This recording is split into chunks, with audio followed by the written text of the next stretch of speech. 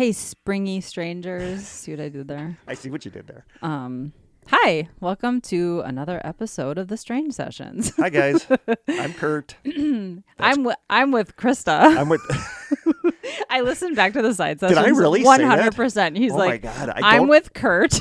I don't remember saying that. Oh, and then we die laughing. Yeah. Anyway, if you're I'm new with here, Kurt. That's Kurt. I'm Krista. That's Krista. Yeah. And if you don't want to sit through the next 20 minutes, And please. I didn't do this in the last episode. I forgot to put the timestamp. So I will do that this episode. Thank you. Yeah. There will be a timestamp if you don't want to sit through housekeeping, taste test, etc. It's approximately 20 minutes, but we call it the titillating 20. Maybe that'll keep you around. Give or take. Yeah. 20 minutes, give or take. Yeah. What's happening? What's new? Nothing. Work is going good. That's good to hear. I got Employee of the Month That's for amazing, May, which yeah. is really cool. Very and cool. I get my own parking spot. Ooh. Yeah, I got a couple freebies. I got some swag. Very nice. Good for you. Yeah, no, I love the job. I really, really do. It just, and I said it's weird that right now I don't have any stress. Yeah. And it's weird not having something that I'm stressed about Yeah. right now. Yeah, when that's like your baseline for so long, it's kind of weird. I haven't heard back about my taxes yet, and it's getting to that day, so I'm kind of stressing about You've that a done little your bit. taxes, though? I dropped them off at the place, Okay. but I'm pretty sure I'm going to have to pay a bunch this Oh, year. do you think so? Because I took out that 100%. mutual fund. Yeah, you will. So I'm going to be... We always have to pay in. I'm going to be screwed. It's really fun. I usually I remember being younger and being so excited for tax returns because you were just getting money, and now you just have to pay. It's not. That's But yeah, if you annoying. don't want to listen to Tax Talk with Kurt and Krista, Tax then talk. go to the timestamp that I'll hopefully remember to put. Shout outs to our newest strangers. That's nobody. Oh. It's really died Wah, off. People, wah. The Strangers is our private Facebook group. Yeah. So if you are into us at all, join that because I don't even post anything in just the regular Strange Sessions Yeah, you got to Facebook. go to the Strangers group. It's all in the Strangers. And we know social media sucks, Yeah, but I'm because telling you. I would post stuff in the regular, not locked Strange Sessions, and then it would be 500 spams. Oh, yeah, forget that. We seem like we'd be a good match. Message me all that stuff, and it's just like No. So now we just basically do everything in the Strangers and on Instagram. And we know I'm the internet not even on X or whatever the yeah, heck that is these is a days. cesspool of a-holes. It's a cesspool of cess. But not the Strangers group on Facebook. no, I'm telling we you. still have the best It is Facebook. an incredibly Yep. positive little corner Yep. of the internet. Everyone who joins it says that they feel like they're part of a really great community. Yeah, some of them are and- meeting up, which is cool. Yeah, that's very cool. So yeah, it's a great place. So if you care about this podcast at all, join that or go on Instagram Yeah. because our Instagram listeners are awesome Yeah, too. they are. It's less of a community on Yeah. Instagram, but Yep. Facebook is a great little community. Do we have any housekeeping? I don't think so. I want to mention the trivia contest stuff. I've had Oh, a yeah. couple people tell me that they thought that looking it up was cheating. Oh. And I'm like, no. I'm like, you're going to need to look How would these we up. know anyway? Yeah. You're going to need to look these yeah. up because these are all easy. This is an open book test. They're going to get hard. They're Yeah. going to get tough. Not like the KVSC trivia contest hard, they'll but get they're going to get tricky. hard where you're going to have to actually do a little bit of research. Yeah. So yes, Google it, Wikipedia. Those are all your friends. Yeah. You're going to need those. Call And a starting friend. this episode, I decided I'm going to try tying the trivia questions in with what the episode is I love kind that. of about. That's so smart. This will be 3 trivia questions Okay. about television. And we've for already this gotten quite a episode. few answers. Yeah, you guys did really good. You Yep. guys did really good on that one. But yeah, and we're still figuring out what the prizes are going to be. You know, Yeah. We think hats. We have hats to get rid of. Strange Sessions I think hats. we're going to do like the top 3 scores. Yeah. But I'm going to have to start having difficult questions with different Mm-hmm. to differentiate the elite from the elite from the common folk. Yep. I guess. But that's really all I have for housekeeping. Yeah, I don't have any housekeeping. Jim and I are getting ready to list our house, which is Scary. terrifying. It's very exciting, and I'm gonna miss I know we my- have such a cute little studio here. all the stuff on I actually the wall. love our house very, very much. We've done a lot of work on our house, and it really feels like a home. It's very charming in my own personal opinion, but we can do that to any house. I hope honestly. your new one is much more haunted. No, Not so much. that's not on our checklist Yeah. of things we want in a Hopefully house. it's closer. Otherwise, we're gonna start having to do. No, I think it'll be closer to you. Otherwise, we'll start having to do what did we use for this side Zoom. session? Zoom, which And was it worked actually really well. was actually really easy. Yeah. So, yeah. But yeah, we're looking forward to several months of stress. We've been through this before. Buying a house is one thing. Selling and buying is a totally I remember different your old ballgame. house. I remember coming to your old house Yeah. when Bogart would greet me at the door. Bogey. Yeah. The Bogster. We No. have an investigation coming up. We do have an investigation coming up. We're Yeah. working on a date for that. Mm-hmm. Should be a good time. Yeah, I think so. I can't think. I feel like there was... I think it's one of those locations we won't really be able to talk about in detail, though. No. Like, we can talk about the investigation, but I don't think it's ever been investigated before, and I Yeah. don't think they're going to open it up to that. We just have an in. But we don't know that much about the location either, really. So I should see if I could find I any have some info. what are rumored to be allegations of haunting. Okay. I don't even know if I have the actual activity, but maybe I might be able to get some information on activity. Either way, it'll be fun. Yeah. Getting the gang back Yeah. together. It's a hotel, which is kind of fun. Yeah. Yeah. Yep. I think that... Do we have anything else I don't for think so. housekeeping? Oh, I feel like we do, but I can't think of what it is. Blaine, former guest Blaine, is borrowing our cameras. Yeah. He asked if he could rent them, and I'm like, seriously, Just dude? borrow No. them. We're not using them right now. You can borrow them. Yeah. Although they got a He's TV got deal something or going something, on, so maybe yeah. he's like... He's doing some kind of interview thing at the school in Glen Beulah. Maybe he got like $1 million or something. Wow. So then he can rent Well, them. yeah, they're 12,000 each. 12,000 each. I just came up with that Yeah. right now. Should we jump into the taste test? Yeah, let's do the taste test. This isn't a really... Do you want to do a Jelly Belly? Yes, I think we have actually time. thought about that when we sat down. Ooh, one of these times I'm going to get a bad one. I know. One of these times I got to get a good one because I've gotten all the skunkers lately. Do we do the taste test first? Sure. Okay. Aaron says these are great. I've heard mixed reviews about them. I'm always a little nervous. No, I want to try these because I should get my camera I ready. love Quick Trip. Oh, yeah. Yep. I love potato chips. It's a Wisconsin staple. And I love Okay. hot dogs. It's Oh. it's their roller or their griller hot dog flavored potato chips. Oh, I didn't know this was a thing. It just came out, but Aaron got them right away, and he said he really likes them. He says they're not as seasoned or as hot doggy as you think they're going to be. hot Hot diggity doggy? dog that he would want them to be. Here, let me take a picture. I'll even let you open and do the sniff. Okay. Ooh. Urge. That's the name. Urge. Urge. Urges or Urge. Oh, I keep bopping my face with the microphone. Good thing it has a noticed thing that on it. we noticed that I was quieter in the last episode than Krista, so I am trying to talk louder. I actually swapped out his microphone for a Yeah, different I'm trying one. to talk Oh a my little God, louder this is so because loud. I was so quiet in the last episode. This is really loud. Sorry. I'm excited for this. So I don't butcher this. Here we go. I love hot dogs. They don't smell like hot dogs. No? No. What do they smell like? Potato chips? I don't know. It's kind of hard to explain. I'm going to grab 3. Here you go. I'm going to take a photo. They smell like barbecue potato chips. A little bit. Yeah, they don't smell like really- barbecue. They don't really yeah. smell... I have a feeling there's going to be like a ketchup-y flavor. I'm Do you know looking what for I'm one saying? that's... Here's one that's really powdery. I don't think they smell like hot dogs. This will be interesting.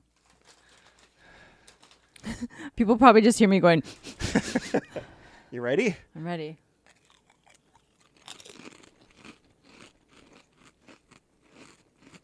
Is it weird that I'm getting bun? There's like a there's like a weird hint of meat. There's like a really weird hint of meat. I don't get hot dog. I need another bite. For some reason I really get the bun flavor. Does that make sense? No, it does. I get the bun flavor, but there's a hint of meat that I get. But I expected more ketchup or mustard. I Like really get the bun and I get a little bit of the ketchup. If you gave me this, I would not be able No. to tell you that it's hot No. dogs. I'm a little disappointed. Yeah. I expected... Sorry, one more. Aftertaste is a little weird. It is. I mean, they're good. I expected more hot dogginess. I want Jim to try these. Yeah. Interesting. You should have him try them without telling him what they are. I'll Because I do want that. to see. Yeah. I'm giving them a 7 because I Yeah. think they're good, but they don't taste like what they say they No, taste I'm giving like. them a 7. I mean, they are good, but they're disappointing. Like I expected. I expected more. Interesting. That's Wiener weird. pop. It's I like guess. all the things that come with a hot dog except the hot dog. Yeah. I get the bun thing, though, which is weird because potato chip shouldn't taste like a hot dog bun. It should taste like the wiener.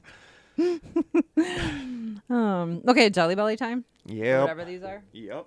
You want to do the spinning? I'll let you do the spinning and the picking. Oh, it's in the box. Yeah, I don't like the aftertaste of I'm those. scared. It's weird.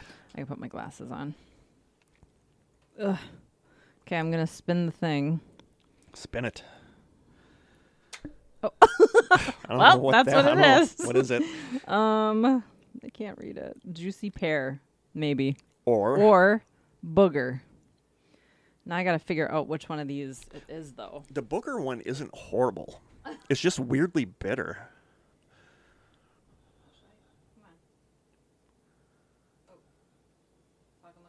As long as it's not the rotten fish one, or the fish one is like the sardine one is the word, or the vomit one is bad. I think it's this one. I'm gonna grab one for you too. All right, let's hope that I get a good one this time. Wait, do you think? I think this is it. Okay. I think. Okay. I think I picked the right one. Some of them look very similar. Oh God. I don't know why I smell it. That's not going to do anything. It's not. Ready? So this is either juicy pear or booger. I got juicy pear. I got booger, but it's not bad. It's just I've never gotten a bad one yet. I love it. it's not bad. It's just weirdly bitter. It's like really bitter. So it doesn't taste like your boogers? I don't know if I've ever eaten a booger, so I don't even know what those are feel like you'd supposed to know taste that. like. It's just it's not the worst. The pear one really tastes like pear. Yeah, it's just weird. Yeah. It's not gross. It's just weird. It's not like the dishwater one that you were like, wow, this is weirdly tastes No. like dishwater. No, it's not like that one. One of these times I'll get a good one. Okay, people are probably over listening to us eat into these microphones. Okay. Not the worst. All right. Are we forgetting anything? I'm sure we are, but we'll mention I keep that. meaning to record a short video to post on YouTube and forgetting. I'm sure we're forgetting something, and then in the next episode, I'll forget to mention what we forgot to mention. So that's pretty much much how we roll here. It cancels each other out. It Then we're does. good. What time are we looking at? We're under time. We're at 20 minutes, and we had a good 7 minutes of the unedited stuff in the beginning, so we're probably way ahead of schedule. Okay, should we just jump in? Let's jump in. Because the last one is stories, Reddit stories. So there's a lot. Okay. So I wanted to do that because we can end it whenever we want, and I'll have stories left over. Okay. My microphone is very squeaky today, or the boom, just in case people hear that. So you ready? Ready. So okay. this episode, this episode is all about just television weirdness. Yeah. These are, at least the first, basically all of them are like episodes that are old and their call letters had been changed to KPRC TV. Now here's the grain of truth. It's not uncommon for local over-the-air radio or TV signals to reach crazy distances under the right atmospheric conditions. It's a phenomenon that happens every night on the AM radio band, but more rarely on FM and TV. But they do still happen. And I think we've talked about this in the past. I think with number stations, like the shortwave number stations, that at night, because the ionosphere, I believe, raises, and I'm just going to take your word on this, no, Kurt. it raises, and that is what the signals bounce off of. Oh, so if you get think a- about it, it raises. So you get then less of a better. good... Oh, you get a better signal. You get a more of an angle for it to hit something. Oh, okay. You know what I'm Okay. saying? Like, Yeah. imagine we're beaming out from here in the United States, and that raises. You're going to have... It can bounce off of there And get farther and go further. to like Yeah. England or Okay, something. So that I mean, makes sense. sometimes this does happen, but what they thought was weird about this was that this ID card showed up years after the station was sold and their call letters changed. This is interesting.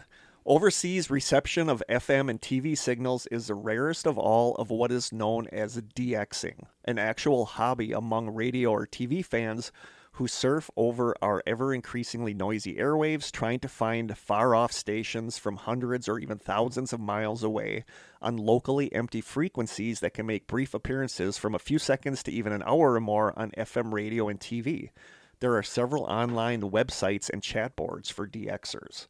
And I actually went down the rabbit hole of looking into the DXing stuff, and it is really cool, but it's basically, I tried it one night because I woke up, it was like 1:30 in the morning, and you're supposed to get better reception at night. Mm-hmm. So I have this little radio by my bed that has like a little shortwave, on it. It has AM and FM, so I went to AM, and I was seeing how far away, like if I would could get you tell?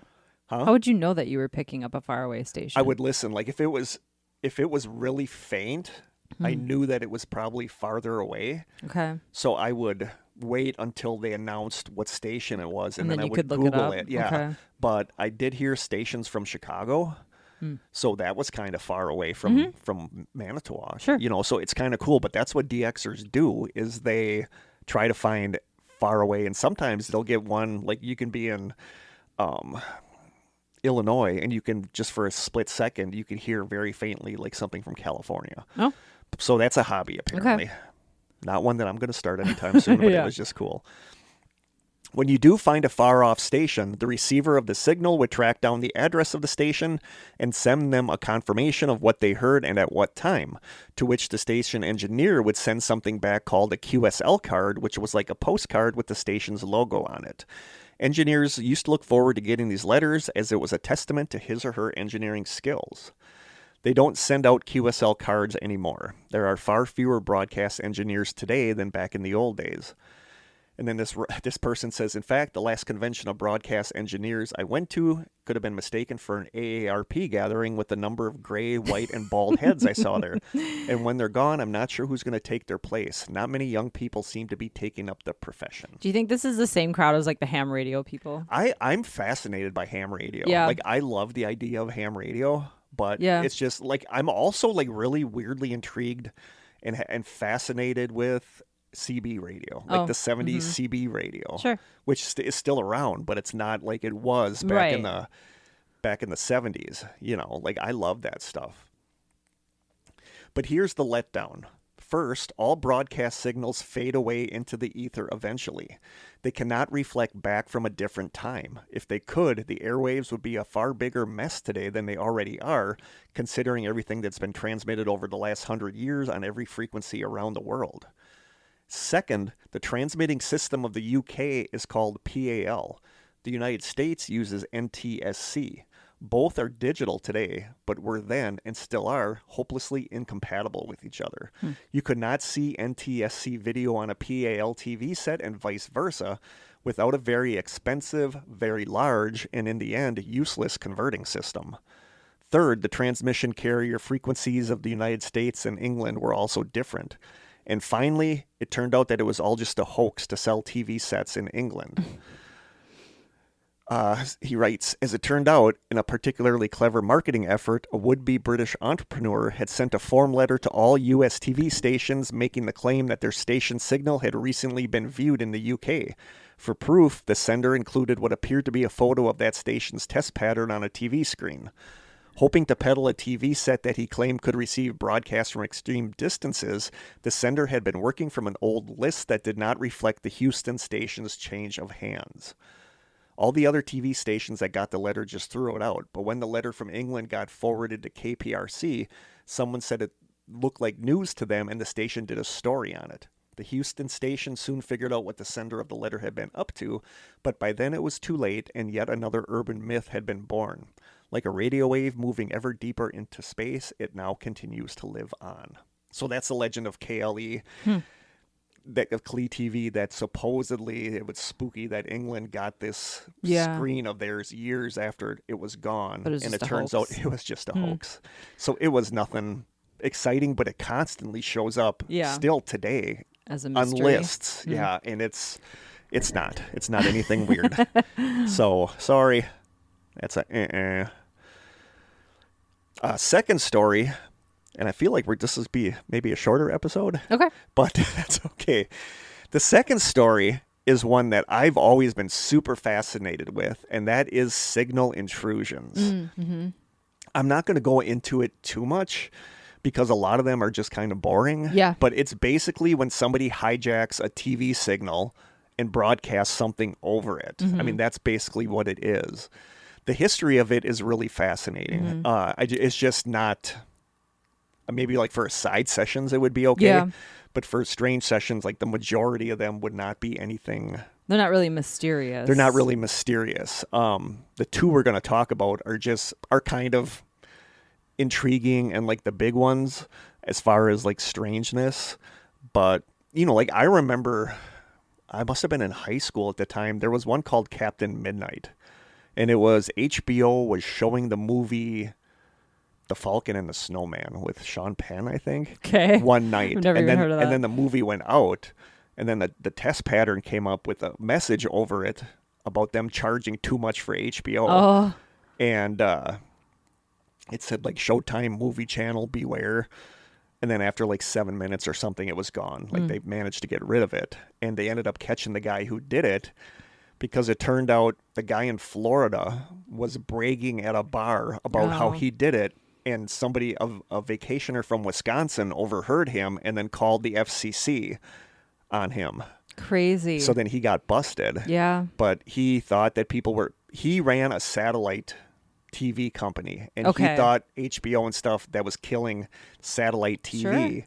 So he wanted to kind of punish them. So he got busted for that. But that was like one of the first ones that I actually remember happening at the time. It's a somewhat complex thing to be able to do, It's a very complex thing to be able to do. You have to have technical know-how and equipment. And equipment. And we'll get into that with the second one that we're going to talk about. And that's the most well-known one. That's the most well-known one. But this first one I thought was really interesting. So this comes from an article on the dailygrail.com called, quote, Ghost in a Box, The Haunting History of Television Broadcast Intrusions. The article says, in the early evening of November 28th, 1977, during a regular news bulletin on ITV's regional broadcaster Southern Television, the audio was replaced, and this is in England, the audio was replaced by a deep buzz, followed by a distorted voice delivering a message for almost 6 minutes. The voice purported to be a, quote, representative from the Galactic High Command. The intrusion lasted long enough to interrupt the rest. The intrusion lasted long enough to interrupt the rest of the news bulletin and part of a Looney Tunes cartoon. Oh, the nerve. I know, right? No recordings of the intrusion exist, although a contemporary student of New Age actualization and ufology, John Whitmore, claimed on British radio a month later to have heard a complete recording of the intrusion on tape. Several dubious transcripts of the intrusion have shown up in UFO books since. This is the most commonly given one. So it's believed that this is what came through from the Galactic High Command. You ready? I'm ready. Quote, this is the voice of Vrillian, a representative of the Ashtar Galactic Command speaking to you. For many years you have seen us as lights in the skies. We speak to you now in peace and wisdom as we have done to your brothers and sisters all over this, your planet Earth.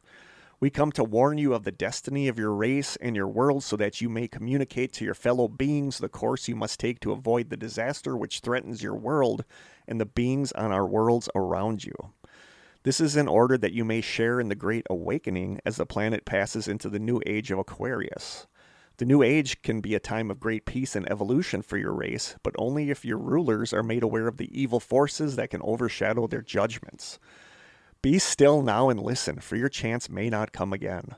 All your weapons of evil must be removed. The time for conflict is now past, and the race of which you are a part may proceed to the higher stages of its evolution if you show yourselves worthy to do this. You have but a short time to learn to live together in peace and goodwill. Small groups all over the planet are learning this and exist to pass on the light of the dawning new age to you all. You are free to accept or reject their teachings, but only those who learn to live in peace will pass to the higher realms of spiritual evolution. Hear now the voice of Vrillian, a representative of the Ashtar Galactic Command speaking to you. Be aware that there are many false prophets and guides at present operating on your world. They will suck your energy from you, the energy you call money, and it will put it to evil ends and give you worthless dross in return. Your inner divine self will protect you from this. You must learn to be sensitive to the voice within that can tell you what is truth and what is confusion, chaos, and untruth. Learn to listen to the voice of truth which is within you and will lead yourselves onto the path of evolution. This is our message to our dear friends.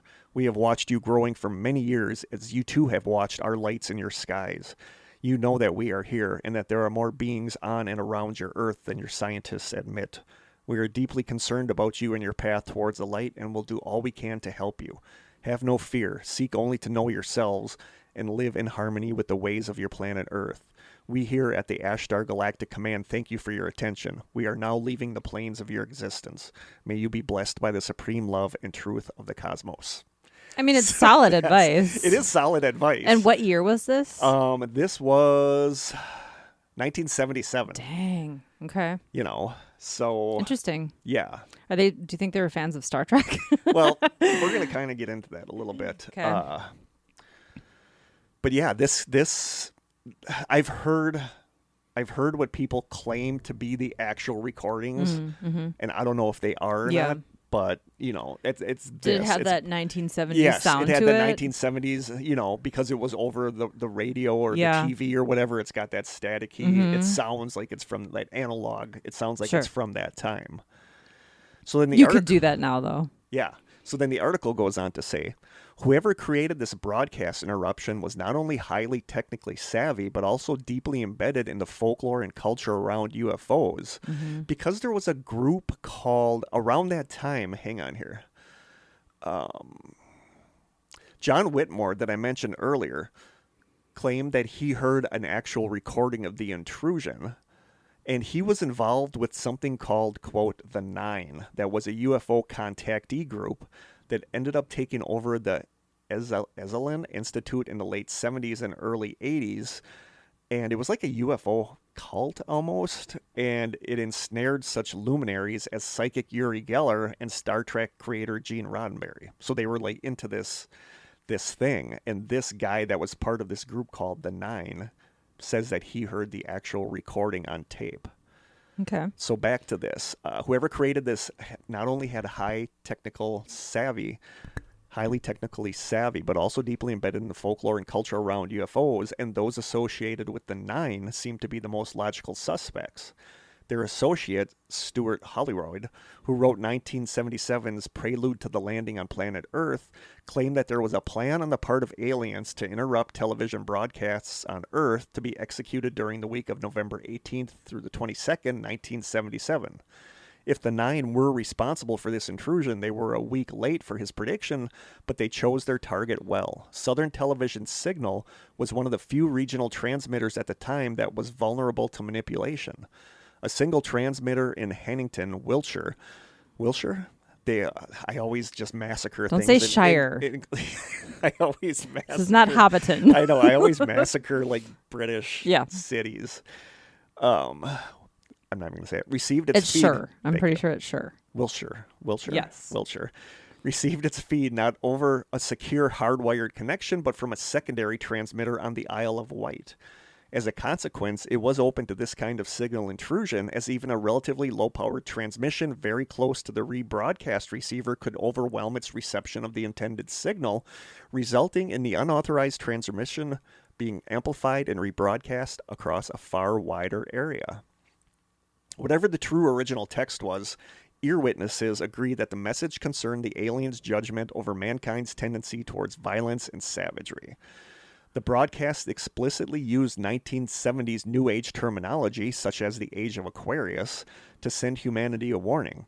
This sort of contact from aliens was common in both ufology and pop culture since the 50s. The Southern Television broadcast intrusion proves a pleasing unity between 50s UFO contactee culture and the 70s UFO resurgence.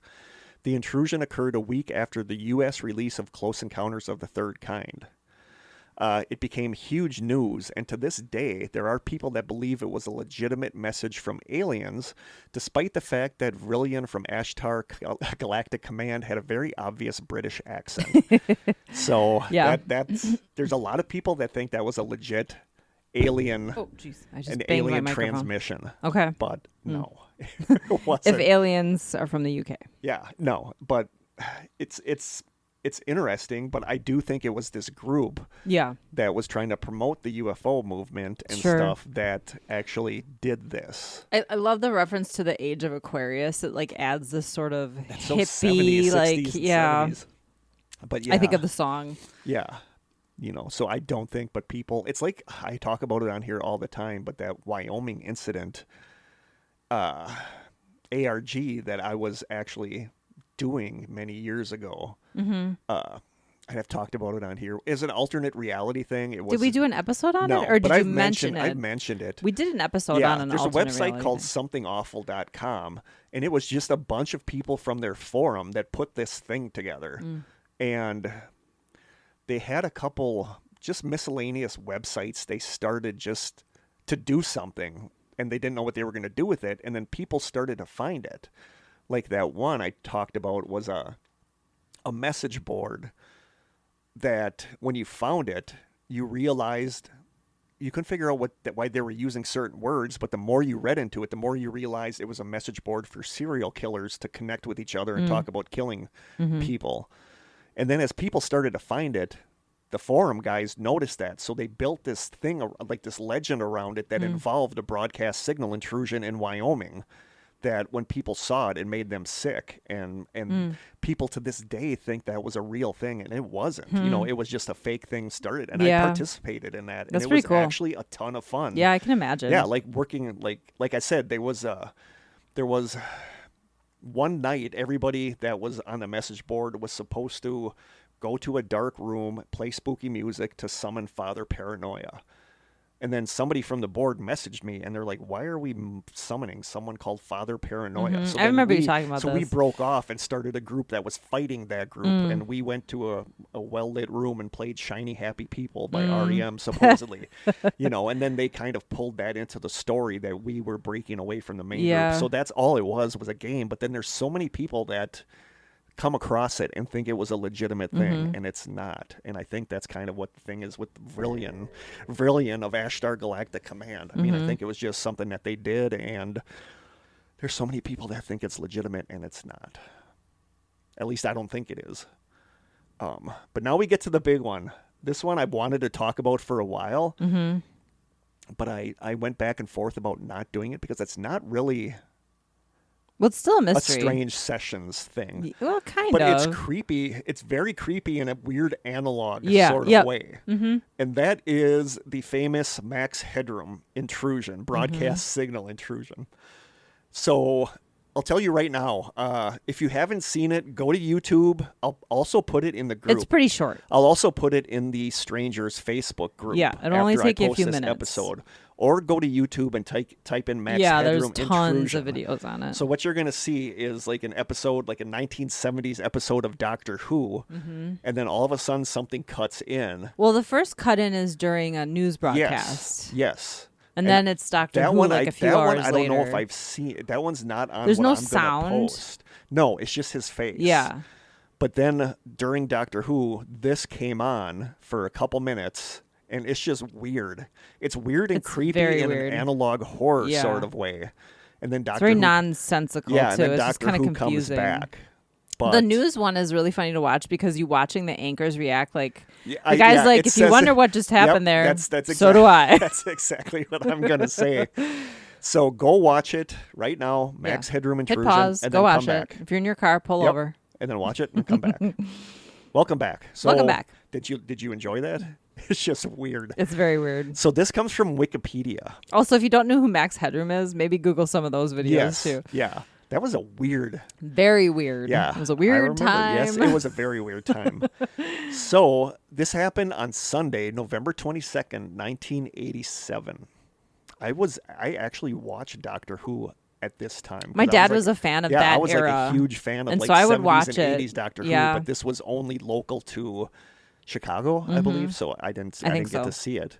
But what fascinates me about this, and another thing that I'm becoming super fascinated with, is lost media, where like it's gone. Like a lot of the super early Doctor Who episodes and a lot of early soap opera episodes, they figured once they're aired, they didn't plan on video saving it tapes. somewhere, Yeah, they didn't yeah. plan on that.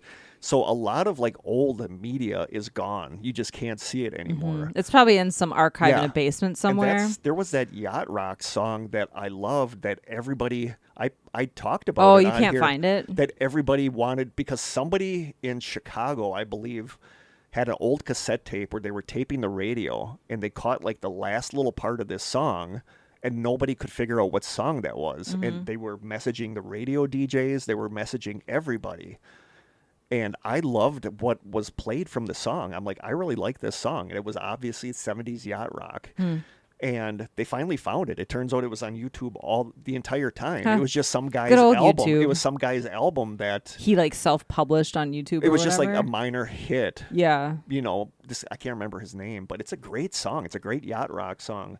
But it was there the whole time. It's just nobody ever heard it because nobody really listened to his stuff. And all of a sudden, one day, somebody just stumbled across it, and they're like, "Oh my God, this is the song everybody's looking for." So that's kind of the big thing now is lost media. And if somebody would not have been videotaping Doctor Who when this happened, Sure. this would just be like a legend. It Yeah. would be something that we would probably say didn't happen. You know, so Right. it's just I'm super happy that somebody actually has a recording of this. But this comes from Wikipedia, and it happened Sunday, November 22nd, 1987. I was 17 years old. The first intrusion took place at 9:14 p.m. during the sports segment of WGN TV's The 9 o'clock news. Home viewers' screens went black for about 15 seconds before the image of a person wearing a Max Headroom mask and sunglasses appeared. The individual rocked erratically in front of a semi-rotating. The background is so like weird. corrugated That's what it metal. is. In front of a semi-rotating our corrugated Bigfoot metal thing. panel. Yes. That mimicked the real Max Headroom's geometric background effect, accompanied by a staticky and garbled buzzing sound. The entire first intrusion lasted for about 30 seconds and was cut off when engineers at WGN changed the frequency of the signal linking the broadcast studio to the station's transmitter atop the John Hancock Center. Sorry. Entertain him while I drink. I'm still worried that you're quieter than me. So I'm trying to like back off my microphone. I'll try to get closer to my microphone. I don't know why I don't know. We're going to have to figure that out. Yeah. Nothing's changed with the equipment. No. The entire intrusion lasted for about 30 seconds and was cut off when engineers at WGN changed the frequency linking the broadcast studio to the station's transmitter atop the John Hancock Center. Upon returning to the airwaves, WGN sports anchor Dan Roan commented, quote, "Well, if you're wondering what happened, so am I." He then He's kinda laughing. Yeah, he then proceeded to restart his report of the day's Chicago Bears game, which had been interrupted by the intrusion. That same night, at about 11:20 p.m., the signal of local PBS station WTTW was interrupted during an airing of the Doctor Who episode Horror of Fang Rock. The culprit was apparently the same Max Headroom impersonator, although this time there was audio, although it was distorted. The masked figure spent the next minute or so making a quick series of brief and seemingly unrelated comments and cultural references interspersed with excited noises and weird exclamations. This is weird. After a crude jump cut, Very weird. the main figure appeared mostly off-screen to the left, with his partially exposed buttocks visible from the side, with a female figure wearing a French maid costume and what appears to be a mask appearing on the right edge of the frame. See, I was watching a video where they described it more as an Annie Oakley outfit. Oh, really? Yeah. I always thought it was a maid. You can barely see her. During this, the unworn Max Headroom mask was briefly held in view, while the voice cried out, quote, "Oh no, they're coming to get me. Ah, make it stop." And the female figure began spanking Max with a fly swatter. So bizarre. The image faded briefly into static, and then viewers were returned to Doctor Who after a total interruption of about 90 seconds. I feel like I can't imagine watching that and No, being like, just what? like scratching Just your like, head. What did I just see? Do you imagine what she had on is probably pretty significant though? It's possible. Like, I feel like everything in that video is very symbolic of something that we don't know. What's interesting, and I don't talk about it in here, but back in the day, I did a lot. I went down this rabbit hole, and I did a ton of research about it just for myself because I was fascinated by this. And they said that at one point, you can't really see, it's like old videotape, it's grainy, it's not that great. But they said at one point when you can see the corrugated metal when it swings, slightly you can see a little bit behind it. above it and behind it, and they said it On the almost looks. right-hand They said corner. it almost looks like studio lights. Interesting. Which they thought was weird. Like, where would that be? Right. You know, so was it a warehouse? But yeah, so I just thought that was really interesting. Yeah, I noticed that when I was watching it. Technicians at WTTW studios could not counteract the signal takeover because there were no engineers on duty at the time at the Sears Tower, which is now known as the Willis Tower, where the station's broadcast tower was located. According to station spokesman Anders Jocham, technicians monitoring the transmission from WTTW headquarters attempted to take corrective measures but couldn't.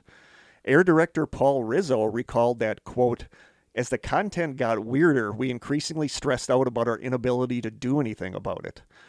The pirate broadcast ended when the hijackers ended their transmission. That was interesting to me, is that they stopped the transmission. That it wasn't actually the channel that stopped it. The broadcasters stopped it. Yeah. Well, it wasn't live. No. So it was something they had pre-recorded, yeah. and it probably was just done. Yoakum says, quote, by the time our people began looking into what was going on, it was over.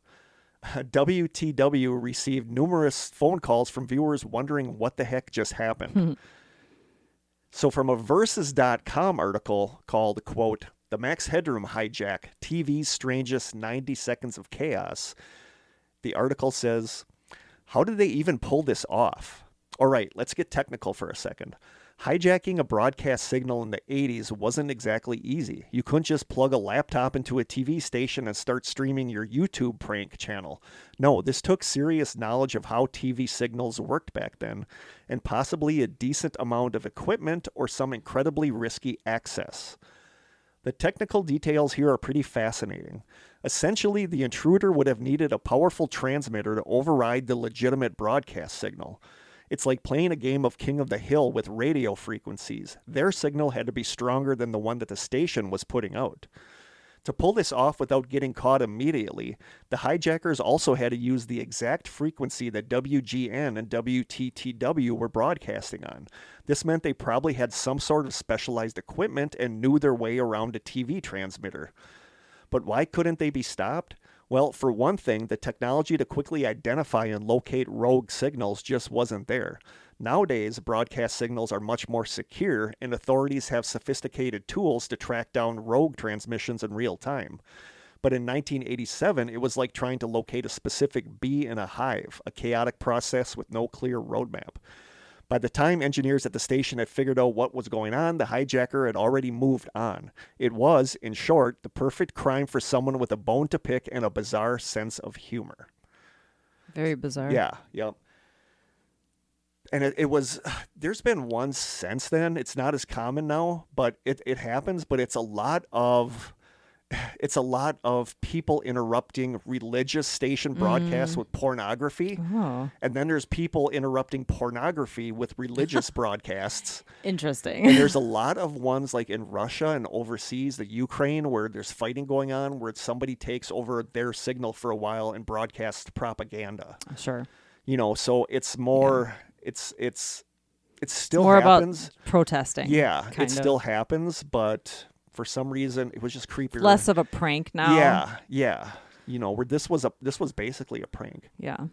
Article goes on to say, the Max Headroom incident has echoed through popular culture for decades. It's been referenced in shows like The Simpsons and Family Guy, and it remains a favorite topic among conspiracy theorists and fans of unsolved mysteries. It's easy to understand why people are still talking about it. A prank that large, that audacious, and still completely unsolved, it's catnip for anyone who loves a good whodunit. The incident also forced a lot of people, both inside and outside of the broadcasting world, to think about the vulnerabilities in public systems. If someone could hijack a TV broadcast just for kicks, what else could they do? It highlighted just how unprepared we were for rogue actors who didn't fit neatly into any category of criminal or activist. These weren't political revolutionaries or criminals trying to make a buck, just someone with a bizarre sense of humor and the skills to pull off something truly unique. One particular interesting aspect is how the incident highlights the early hacker culture, not in the computer sense, but in the sense of people who saw technological or social systems and decided to mess with them just because they could. The Max Headroom broadcast wasn't about money, politics, or power. It was pure chaos, a moment of surreal performance art that just happened to interrupt people's evening TV time. And maybe that's part of why it's stuck with us. It's a reminder of a time when the world still felt a little less controlled, a little less watched, when someone could pull off something weird and get away with it, leaving the rest of us scratching our heads. So the next time your Netflix stream glitches out or your favorite YouTuber's video cuts to static, think back to that chilly night in Chicago in 1987. Somewhere out there, the person behind the mask is probably still laughing. Probably reading all the comments on YouTube, like, haha, and then this suckers. comes from Atlas Obscura, from an article called, quote, "The Freakiest TV Hack of the 80s, Max Headroom." And this is interesting. I'm sure this came when you said you've watched a few things about this, like a few YouTube shows about it and stuff. The Y-Files has a really good episode. Yeah, I've heard that one is really good. I didn't watch it, but you've probably heard about this. In 2010, a Reddit user named BPOG volunteered some information in an Ask Me Anything thread where he put forth a theory about the unsolved television intrusion of 1987. Hailing from the suburbs of Chicago, BPOG was an avid freaker as a teenager in the late 1980s. Freaking, according to BPOG, is, quote, "the art and science of manipulating telephone networks and the systems which live on them." And this was big in the 70s and 80s, was freaking, which was basically hacking. Never heard of that. Oh, yeah, hacking for phones. Okay. And I actually have like landlines. Yeah, like I downloaded a PDF about this, about, you know, like there was, this is kind of getting into a segue, but there used to be the old phone landline system. Like freakers knew ways around it. Okay. And like for pirate radio stations, which I'm also fascinated with, like I love this stuff. Yeah. They knew that the high numbers on a telephone exchange line, like Manitowoc's 242, like my first three numbers of my cell phone are 242. Okay. They knew that certain numbers like 242 9987 and 242 9988 would connect even though they weren't supposed to. And that's how pirate radio stations would get people calling in that couldn't be traced because those two numbers that were next to each other were actually connected and there was no way to trace it. Okay. So that was like the way that they would hack into stuff. And there was something called blue boxing where you would have like a little, this was back in the 70s, so they had very rudimentary computers, but you would have a little computer that would play the dial tone number, like the sound of the dial, you know, the phone number, like when you press one, it goes beep, beep. Yeah, okay. Yes. They'd have a device that would play this. Okay. And they learned that there was actually, it's 2600 hertz, I believe. There was a whistle given out in Captain Crunch cereal boxes that hit this exact note. So freakers went and bought all these cereal boxes because this whistle hit this 2600 hertz note. So what they would do is they would call a long distance number. Who figured that out? These guys were crazy. Like if you read some of the stuff that they did with these phone hacks, so what they would do is they would call a long distance number and they would play this whistle into the phone, and that tone made on the other end think that the person hung up even though the line was still open. And then they would use the blue box to hit the tones of the number they wanted to call, and they would do free long distance phone calls by that. So that's wild. Yeah, so that was one of the most famous freakers was called Captain Crunch because of the whistle. Okay. You know, so it's that's fascinating. Like I love stuff like Who that. knew? But that's what freakers were people that hacked the phone system. Okay. And there were all sorts of funky things about that. So where was I now? Was this the guy who's autistic? Yeah. Okay. Yep. I love this theory, actually. I think it's a really good theory. Freaking, according to BPOG, is, quote, "the art and science of manipulating telephone networks and the systems which live on them." You can't really do it anymore because... Who has a landline? Yeah, I mean, it's not like it used to be. Technically, we probably do. We don't have a phone plugged in, though. In other words, it's a precursor to the computer hacking that we know today. BPOG was peripherally involved with a group of freakers operating in LaGrange, a suburb of Chicago. The de facto leaders of the group were two brothers in their early 30s called J and K, which BPOG used to protect their identities. In 1987, the Yeah, week... Jim and I were watching this Yeah. and we're like, J&K, that's us. Yeah, yeah, that is. You guys did this, didn't you? Yep. In 1987, the week before the infamous hack, the brothers warned Beepog, who was 13 at the time, that they were planning to do something big over the weekend. Later, they told him to tune into Channel 11 on the evening of November 22nd. According to Beepog, the actual hack was simple enough to pull off and didn't require any advanced or technical equipment beyond what an avid freaker at the time would already have in his or her arsenal. He writes, quote, all that had to be done, apparently, was to provide a signal to the dish that was just a greater power than the legitimate one. The older brother, Jay, had moderate to severe autism, says Beepog, but he was a capable freaker. The ramblings heard in The Intrusion, including threats to Chuck Swirsky, who was a popular Chicago area sportscaster, and a hummed version of the Clutch Cargo TV show theme song, seemed to reflect Jay's interests at the time. And this is basically the crux of his argument, that it was these two that did the broadcast signal intrusion. When asked about the motivation for the hack, Beepog likened it to a kind of public service announcement. He says, quote, it only lasted as long as it needed to get the point across. The point being that the airwaves were woefully unprotected and easily exploitable. It's the equivalent of having your picture taken on the summit of Mount Everest before coming back down. And that seems to be the most common theory, is that it was these two brothers that did it.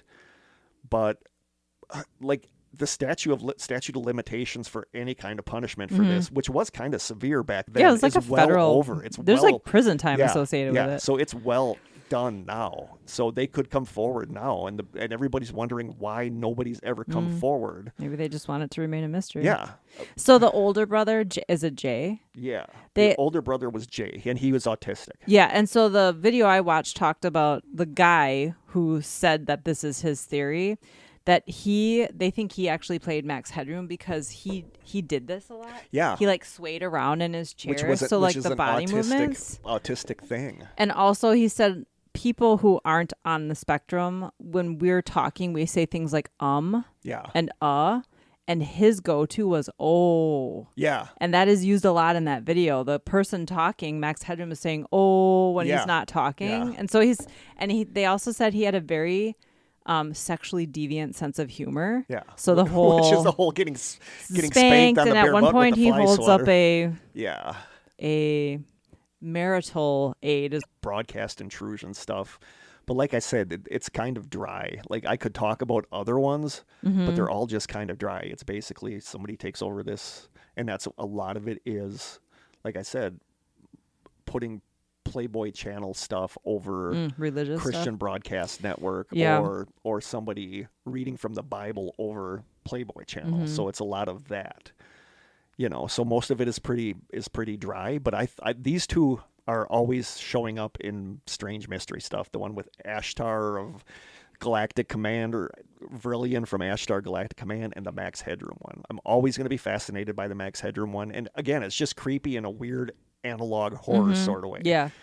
So thank God somebody was videotaping that. Right. But I'm going to say it was the brothers. Yeah. 'Cause I do think it there aren't a lot of theories. No. I mean, I know the TV station was looking for like a disgruntled employee. Yeah. Like they went down that road, but never really found anything. yeah.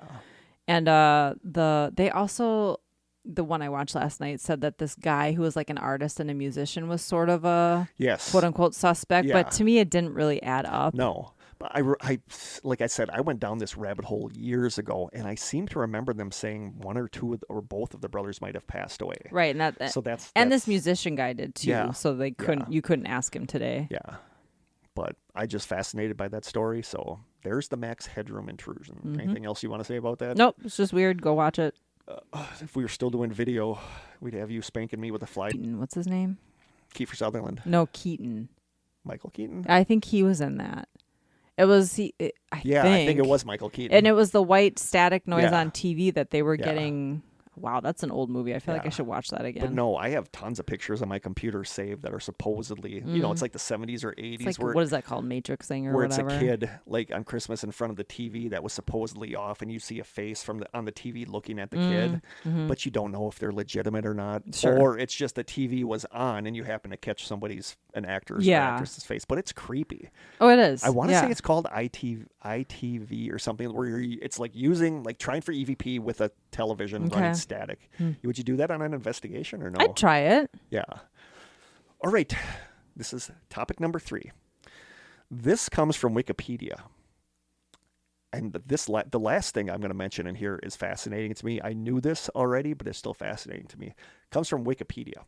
TV static, also known as white noise, snow, or static noise, is a random dot pixel pattern displayed on television screens when no transmission signal is obtained by the antenna receiver. It is the visual and auditory equivalent of static, generated by a combination of electrical noise within the television, radio wave frequencies from the environment, and background radiation from the birth of the universe. Yeah, that's what part of static is radiation from the Big Bang. That's my favorite one. Yeah, so I thought you actually threw that in there to see if I was paying attention. No, that actually is what part of TV static is the background radiation from the Big Bang. I did not know that. Yes, which is creepy. It's very weird. Think about that. So this comes from yourghoststories.com. Somebody writes, quote, I'm not too sure on how to start this. I'm new to this sort of thing, and I'm not the best at giving great details.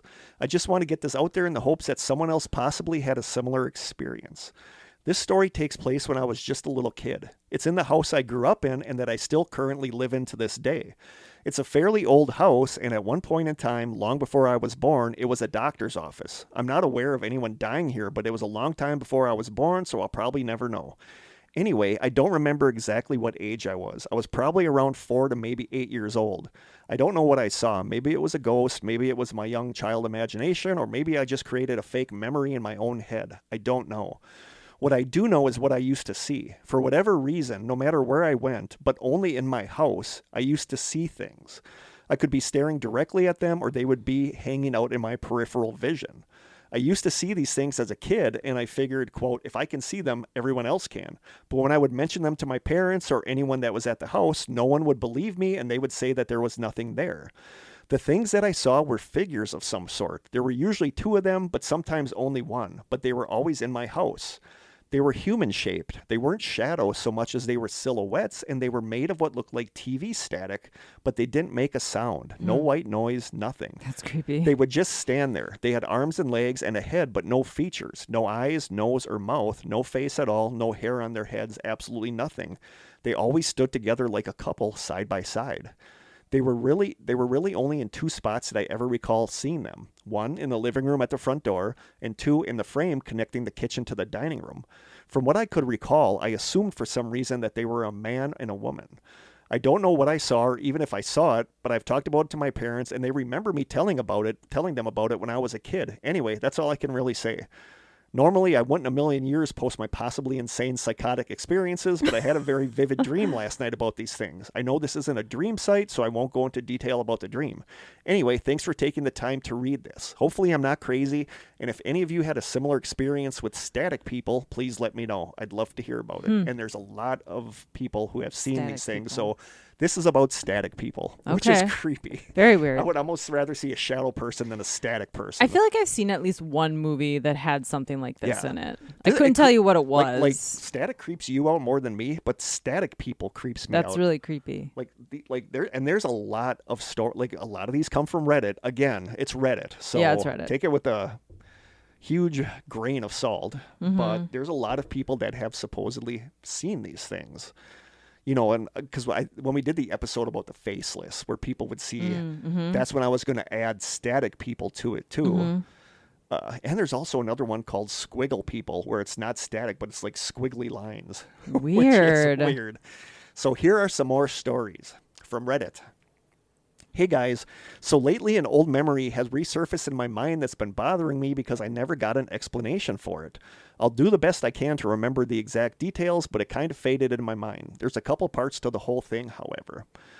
To make a decent estimate, I was probably around 10 or 12 at the time of the memory, making it about 6 to 8 years ago because I'm 18 now. One afternoon, I was in my mom's room going through the laundry she recently folded in search of an outfit to wear for the night. I think I was going to a friend's house or something. My house is kind of old, but not ancient. There's creaks and cracks, but nothing that makes me suspect anything paranormal. As I'm putting the clothes together, I hear the floorboards creak just outside my mom's door. There was another bedroom door right next to my mom's door where my dad sleeps. snoring problem. I looked up and saw something walking out of my dad's room. It was the outline of a tall man, probably a little more than 6 feet. He walked into the doorway of my mom's room. However, it wasn't entirely humanoid. The man didn't have so much of an outline, but was made up entirely of purple TV static. As he stood there in the doorway, the static seemed to move and dance around. I remember his limbs being distinguished in some way, but not as if there were an actual outline, like I said. So, of course, little me sits there in terror for about 10 seconds staring at this static figure. I bolt out of my mom's room directly through the purple man, as I so dearly call him now. I don't remember if I went back to my mom's room later. Later that night, I was outside with my mom on the porch as she smoked. It was a warm summer night, and I remember glancing off in the distance and seeing the purple man now walking through the woods far off in my sight. I asked my mom what it meant. She said she had no explanation, but she said her dad used to see things like that when he was younger. Flash forward 4 to 6 years. I'm now at my best friend's house talking about weird experiences. She mentions that, quote, a purple boy used to run through her house in a staticky figure. It terrified her so much that she used to not go to the area she saw him in, such as the bathroom. I had never told her about my purple man, but I told her the entirety of my story, which was buried in my memory until that time. I've heard stories of other people seeing shadow people, but never static people. What kind of incident is this? I'm curious to know what you guys think. So talk Purple while I take my static. my Your Zoloft. pill. Okay. Trying to figure out what kind of energy this would be, or this does, like, I think people maybe mention this, but they said, like, if something is trying to come through from another dimension, maybe it that would show up as static if they were having a hard time manifesting. Static is such an electronic. But then they electronic think that thing. like ghosts are electromagnetic. It is energy. Yeah. Very weird. All right. And then somebody writes, quote, a lot of the younger Redditors might not even know what TV static is, since most places have switched to digital signals. Sure. The static from the days of analog are mostly gone. I know I've not encountered it since around 2012 at the very most latest. Having said that, my niece has seen these things and calls them dark snow people. We have bumped into them a few times. She says they look like a snow globe that has ash and snow mixed together, which, for being as young as she is, I feel is a very astute observation. I like that. I like dark snow people. Dark snow people. Yeah. That's what they were describing it as. Like somebody shook up a snow globe that had ash in it. Somebody on Reddit says, so this encounter was about 2 years ago when my 2 older cousins came to visit. I had a decent-sized house with a very long hallway. It was about 3 o'clock around the time I woke up and really needed to go to the bathroom, so I get up and slowly walk my way to the bathroom. I hear people talking in the living room, and I'm thinking to myself, are Mom and Dad still awake? I'll go say goodnight to them one more time. So as I finish using the bathroom, I start walking down my extremely long hallway, with my gray cat blocking the hallway. She starts growling in a weird low tone and turns and hisses towards the living room. I just shake it off because she always gets weird when my cousins stay at my house. As I'm walking towards the living room, I see it's really bright in there, like if all the lights were on and they had flashlights. I hear some static, but I thought they maybe were just having an error with the cable or something, but I was very wrong. Just as I passed the door, I see 3 all-white static-like beings standing in front of the TV, just staring at the TV. I stared in horror and thought my mind was playing tricks on me. Without the static people noticing, I grabbed my cat and ran back to my room and slammed the door. I seriously don't know what I saw, but no one seems to believe me about this. So were the static people giving off the noise, or was it the TV giving off the noise? I don't know. I don't know, because he doesn't say if the TV was on, but he said the static people were standing in front of the TV, like watching the TV. That's weird. And then somebody writes, and this is like a real thing. Somebody writes, quote, if you unknowingly have visual snow syndrome, then you can easily hallucinate figures at night. I have. You can tell if you have VSS to some degree by looking at the sky or a white wall, and if you can notice a flicker of static, that means you have it. Also, if you see static in the dark and close your eyes and the static stays in the same spot, that's another indicator. Here's me like looking at white walls. So like, visual snow syndrome is a real thing. Some Okay. people have extreme cases while others might have minor versions of it, since our cones and rods at night have false positive signals all the time. You can manifest images of humanoid figures or other things by thinking about it and staring into the static in the dark. I've done this a few times and it can get spooky, but it's just most certainly your brain finding patterns. Yeah. Granted, if you see a humanoid covered in static in broad daylight while wide awake, then maybe worry. Somebody else on Reddit says, "Hello everyone, I had similar experiences with these static people. As a kid, I remember being visited by them in my bedroom at night. They appeared to me as a family, 2 parents and 2 children standing at the end of my bed. They whispered among themselves, but never interacted with me directly." That's creepy. Yeah, very creepy. That's creepy. As a child, they scared me, but not to the point where I screamed or cried for help. I was visited twice on separate nights, and during the second encounter, I turned on my side to avoid seeing them and just went back to sleep. Looking back, I wonder if these were just vivid dreams. Now that I'm an adult, I find it hard to believe that static beings actually visited me. I also heard it's common for people to experience similar dreams. Carl Jung, the Swiss psychiatrist and psychoanalyst, proposed the idea of a collective unconsciousness, a shared reservoir of memories and archetypes inherited from our evolutionary past. One archetype, the shadow, represents repressed ideas, weaknesses, and desires and can manifest in dreams as frightening figures like static people. I understand the appeal of believing we encountered something paranormal, but do you think these experiences were real, or is it more likely we were dreaming or misremembering? I'd love to hear someone's thoughts. Someone else writes, "I know I'm late to this thread, but I was just thinking about an encounter and searched to see if these entities existed for other people, and apparently other people have experienced it, and it just blows me away because it's the very same description of what I saw myself, which makes me feel like I'm less alone in it. To describe my experience, I must have been very young, like not even 2 years old, because the encounter was so strange, it still stays in my memory though. Basically, I had my own room and cot to sleep in, and when my parents turned out the lights for me to go to bed, the static people came out. These people had snow white static that looked like off an old television channel when there was no reception. Their body was sort of made up of that. There were no features. Unlike the other people that posted here, these did pay attention to me. They ran into my room to crowd around me before I went to sleep. Ugh. Several of them. I didn't like it and yelled out to my parents. Then they turned a light on and said, "What's wrong?" And I sort of expressed that there was someone in my room after me. But every time they left me to go to sleep, these things would once again run into my room and crowd around the bed. Ew. I saw you shaking your head. No. When they got up close to me, I heard like static electricity going off, like something crackling. And it's like they were trying to do something to my brain or figure something out about me. I don't know what they were trying to do or why they were so focused on me, but they were concerned with something. Like they were trying to figure out something wrong with me, maybe. What if they're aliens? I don't know. Perhaps for some reason it could enter my world and that I could see them, and maybe that's what their fuss was about. But for whatever reason, this only happened that time when I was trying to get to sleep this one night in this specific house. I have thought over the years that maybe they changed me or did something to me to benefit them, like if they had some mission or why it was they were drawn to me, if there was any meaning behind it at all, or if it was a random paranormal event. Maybe they're from a parallel universe or a parallel world and are a different species or something. I don't know. Another theory I have is that maybe sometime in my evolution, I used to be one of these things at a point and that I crossed over into this form and that they recognized me or wanted to learn more about me. This person is really overthinking this. Or making it all up. And somebody else responds and says, "Oh my God, I thought I was the only one who experienced this. When I was young, before I hit my teens, between 3 to 12 years old, I often saw these static people. Typically, it would just be one at a time, but I can recall a few times with multiple static people. Never did they harm me or try to harm me or cause fear, but they were just there constantly. Often when I had to lay down to take a nap but wasn't yet asleep is when they liked to make themselves known. They would just casually walk around the house and do random things like ride the elliptical bike or just walk by and do a workout activity and then go sit on the couch, just like normal things people would do." That's really weird. No, I don't want to come back as a ghost and have to ride an elliptical bike.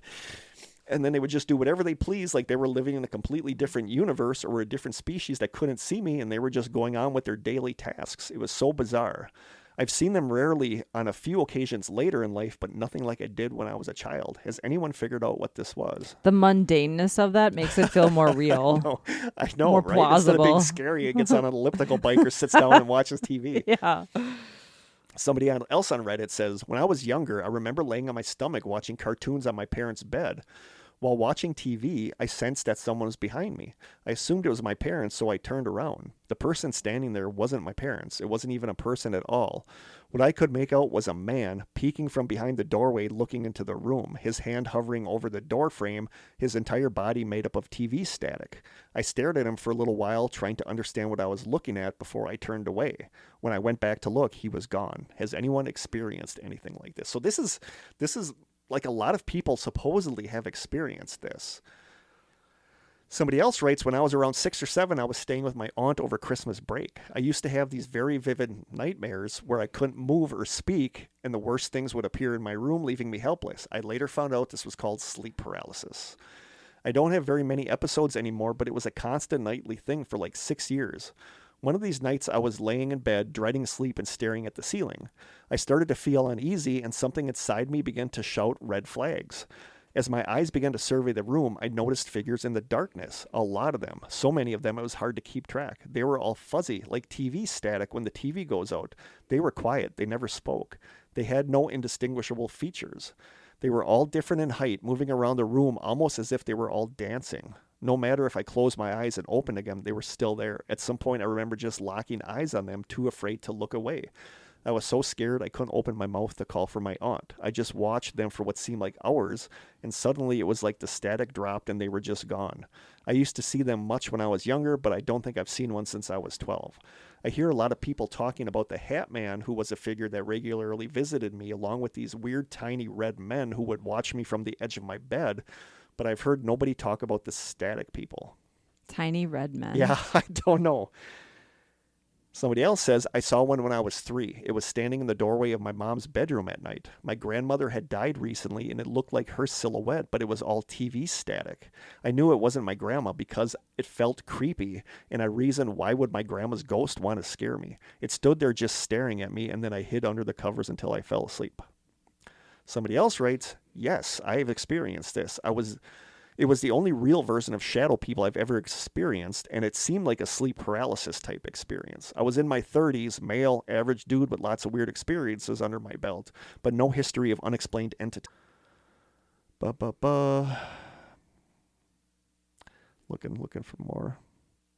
The only explanation I've heard is that they, whatever these things are, do not have the energy to fully manifest in this dimension, so they appear like static. It's kind of like a computer picture that isn't fully pixelated, so it appears in really, really low resolution. I kind of like that theory. You know, and then somebody else says, back in the mid-'70s, as a young kid, I saw a static person walking down my driveway in the middle of the day with a friend.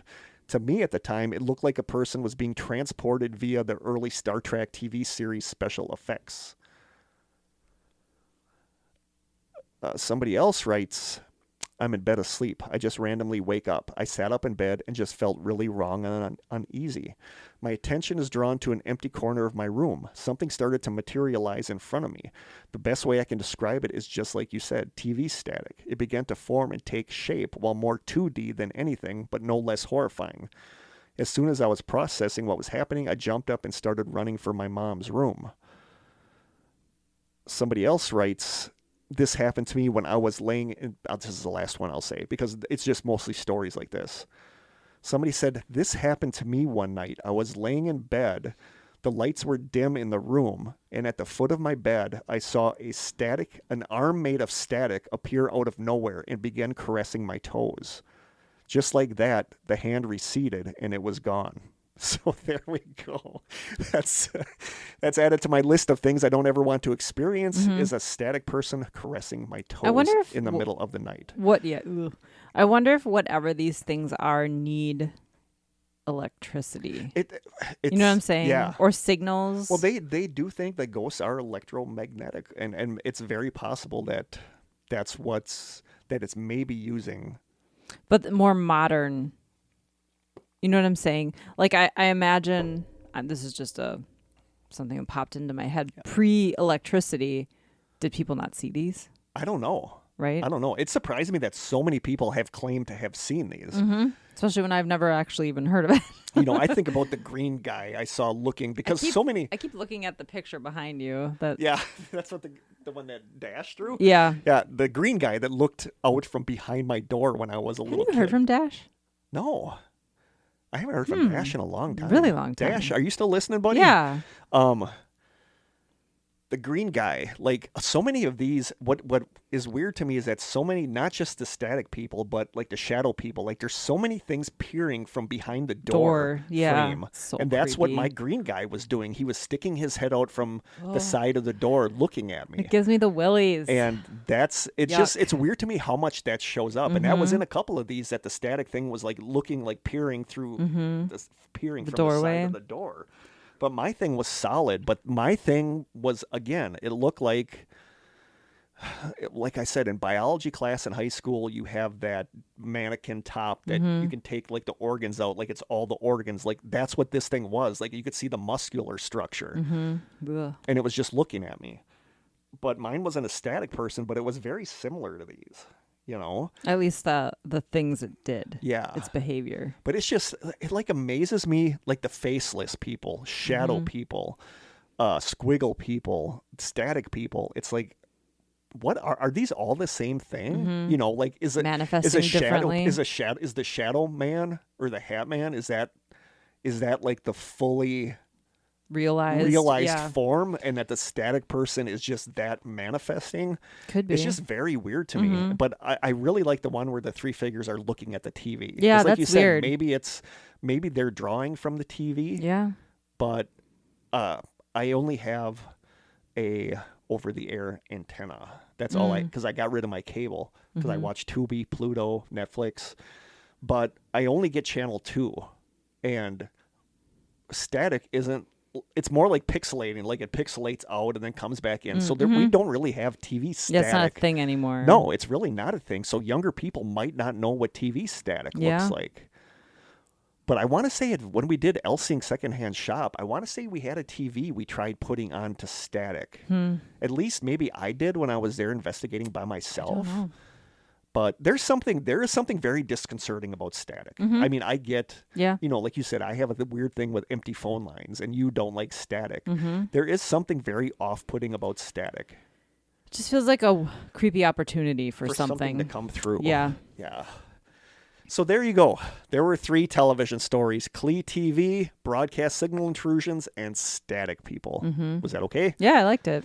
What time are we looking at? We're good. I would say we have like 15 minutes. Okay, we're good. We got our trivia questions.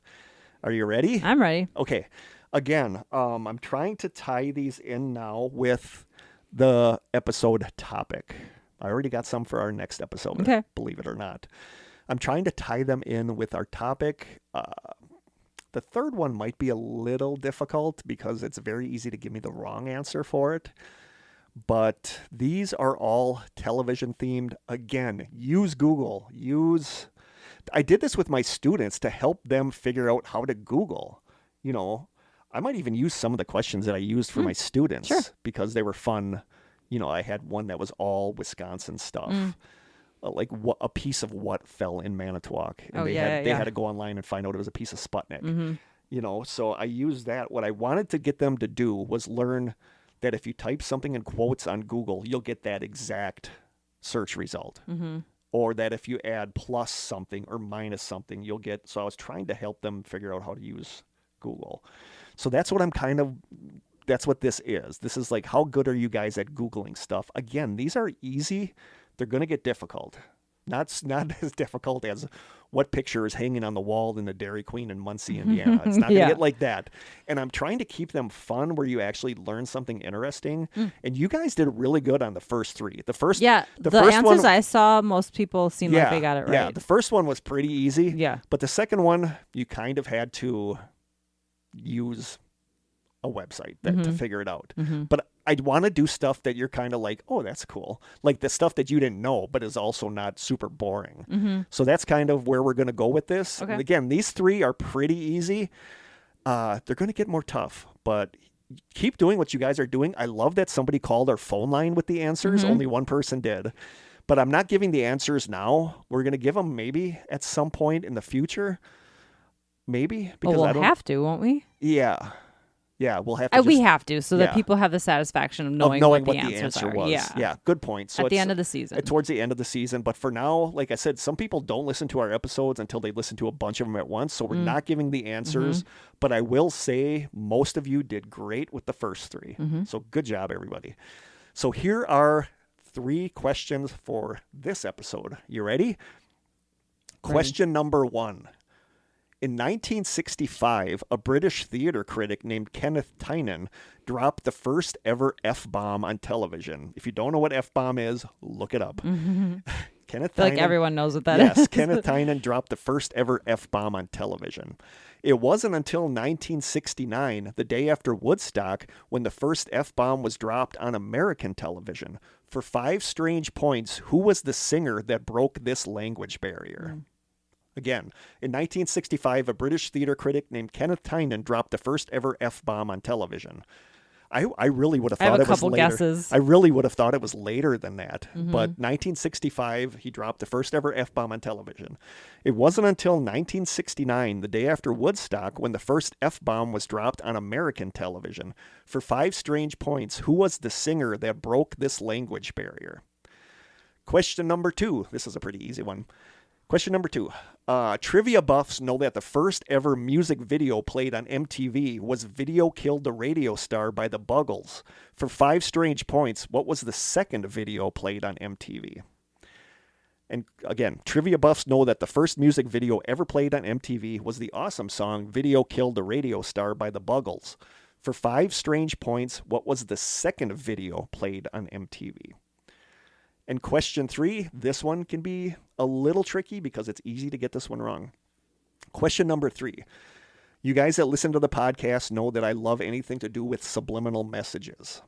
Some companies, like Master Lock and the Miller Brewing Company, have experimented with something called blipverts, BLIPVRTS. These are television commercials that only last for a second or two. For 10 strange points, Blipverts was the name of the first episode of what 1987 television series? Again, I love subliminal messages. Some companies, like Master Lock and the Miller Brewing Company, have experimented with something called Blipverts, television commercials that only last for a second or two. For 10 strange points, Blipverts was the first name, or Blipverts was the name of the first episode of what 1987 television series? Those are the 3 trivia questions for this episode. Sweet. Yep. Do you have an idea for any of them? The first one I have a couple of guesses, we'll but talk it would about, just we be can talk guesses. about it after. We'll talk amongst ourselves. We'll talk amongst ourselves. Take it offline. So there you go. There is TV Weirdness. Hopefully you liked it. It was stories that I was sitting on that I finally used.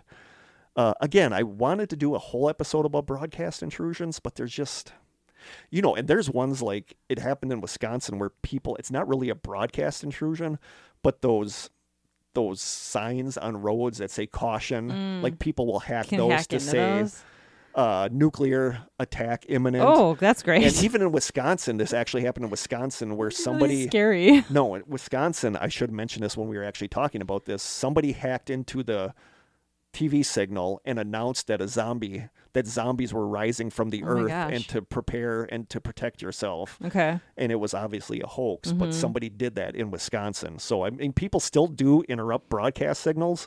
It's just not common anymore, and it's not as easy. It's kind of dull. And it's kind of dull, to be honest with you.